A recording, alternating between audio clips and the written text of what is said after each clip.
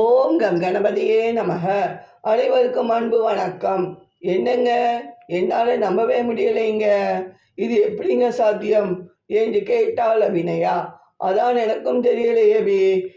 அதான் நாம் இப்போ கிரகப்பிரவேசம் போகிறோம்ல, என்ன என்று பார்ப்போம் என்று சொன்னார் கணவர் அரவிந்த். ஆஹா, வீடு எவ்வளோ நன்றாக இருக்கு என்று சொல்லிக்கொண்டே காலிலிருந்து இறங்கினான் நபீன் மகன் அஜித். கிராமத்தில் இருக்கும் அரவிந்த் தங்கை தனுஜாவின் சொந்த வீடு கிரகப்பிரவேசத்திற்கு தான் வந்திருக்காங்க.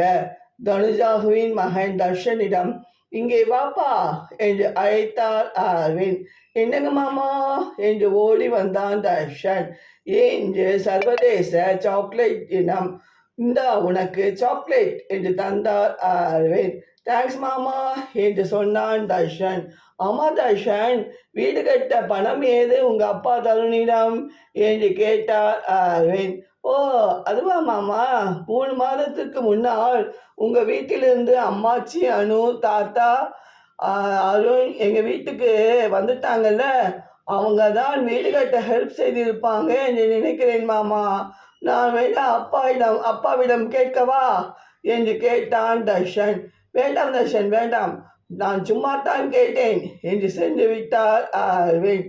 பார்த்தீங்களா, உங்க அம்மா அப்பாவை நமக்கு 1 ரூபாய் கூட தராமல் எல்லாம் இங்கே வந்து கொடுத்துருக்காங்க என்று சத்தம் போட்டாள் அபிநயா.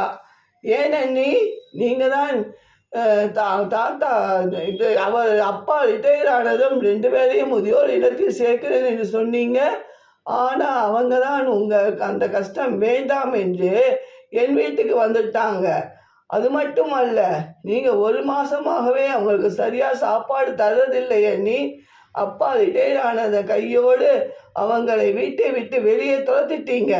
அப்புறம் எதுக்கு உங்களுக்கு பணம் என்று கேட்டால் தங்கை தனுஜா.